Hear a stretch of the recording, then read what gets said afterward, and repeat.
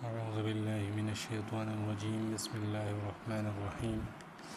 مشکوٰۃ شریف کا باب اللہ کی محبت اور اطاعت میں مال اور عمر بڑھ جانے کا بیان جاری ہے۔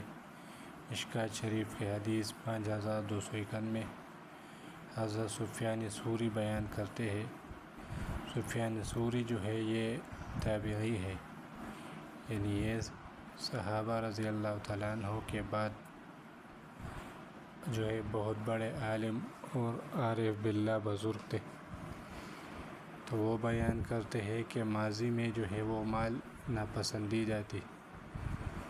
تو یہاں ماضی سے مراد صحابہ رضی اللہ تعالیٰ عنہ کا دور ہے۔ صحابہ رضی اللہ تعالیٰ عنہ نے چونکہ براہ راست نبی کریم صلی اللہ علیہ وآلہ وسلم سے تعلیم حاصل کی تھی، تو ان میں جو ہے وہ روحانیت زیادہ تھی، اور ان کے نزدیک جو ہے وہ مال کی کوئی حیثیت نہیں تھی۔ مٹی اور زر ان کے نزدیک جو ہے وہ برابر تھے، اور وہ جو ہے وہ مال سے نفرت کرتے تھے کہ یہ ہمیں اللہ سے غافل کر دے گی۔ جبکہ آج جو ہے یہ مال مومن کی ڈال ہے، یعنی اگر مومن کو کسی چیز کی ضرورت ہو تو وہ اس مال سے پورا کر سکتا ہے،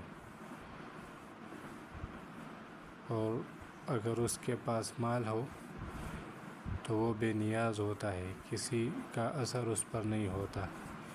پچھلی حدیث گزر چکی ہے کہ ان اللہ یحب التقی الغنی الخفی، کہ اللہ جو ہے وہ محبت کرتا ہے متقی سے جو کہ اللہ کی نافرمانی سے اپنے آپ کو بچائے، اور غنی سے، بے نیاز سے۔ تو بے نیاز وہ دل کا بھی ہے اور مال کا بھی ہے، دونوں طرح ہو سکتا ہے، اور خفی گمنام۔ تو یہ مال جو ہے یہ بندے کو بے نیاز بنانے کا جو ہے وہ ذریعہ ہے۔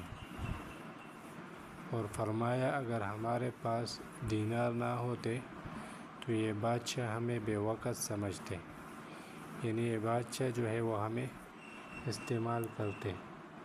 ہمارے پاس جو ہے وہ علم ہوتا، اخلاق ہوتے، لیکن چونکہ مال نہیں ہوتا تو یہ بادشاہ جو ہے یہ ہمیں استعمال کرتے۔ اور آج اگر ہم اپنے مذہبی طبقے کو دیکھیں تو کیا حال ہے ان کا، وہ سب ہمارے سامنے ہے۔ پہلے جو ہے وہ لوگ اچھے جذبے سے جو ہے وہ علم کی طرف آتے تھے۔ آگے یہ خود پر بتاتے کہ جس شخص کے ہاتھ میں مال ہو وہ اسے کارآمد بنائے، اسے فضول ضائع نہ کرے، کیونکہ یہ ایسا دور ہے کہ اگر وہ ضرورت مند ہو، یعنی اسے روٹی، کپڑا، مکان، علاج چاہیے ہو، تو وہ پہلا شخص ہوگا جو کیا کرے گا، اپنے ضروریات کو پورا کرنے کے لیے پھر اپنا دین بیچ ڈالے گا، کیونکہ اس کے پاس اور کوئی چیز ہے ہی نہیں، اس کے پاس دین ہے۔ اور ہم آج کہہ رہے کہ ملا جو ہے وہ دین بیچ رہا ہے، تو وہ کیا کرے، اس کے پاس اور کچھ ہے ہی نہیں۔ اور فرمایا جو حلال مال ہے وہ فضول خرچی کا متحمل نہیں ہو سکتا، کیونکہ حلال مال تھوڑا ہوتا ہے، تو اس سے جو ہے وہ آپ فضول خرچی جو ہے وہ نہیں کر سکتے۔ یہ جتنی بھی فضول خرچیاں ہوتی ہیں یہ حرام مال سے ہوتی ہے۔ تو یہاں پر مال کی پوزیشن جو ہے وہ بیان ہوئی ہے۔ یہ دوسری صدی کا حال ہے، تو ہمارا آج کیا حال ہوگا؟ تو مال جو ہے یہ بذات خود کوئی چیز نہیں ہے، مال بری ہے۔ اگر آپ اسے ناجائز طریقے سے کمائے، ناجائز طریقے سے خرچ کرے تو یہ بری چیز ہے، اور اگر آپ اسے حلال طریقے سے کمائے، حلال طریقے کے مطابق خرچ کرے تو یہ پھر اچھی چیز ہے۔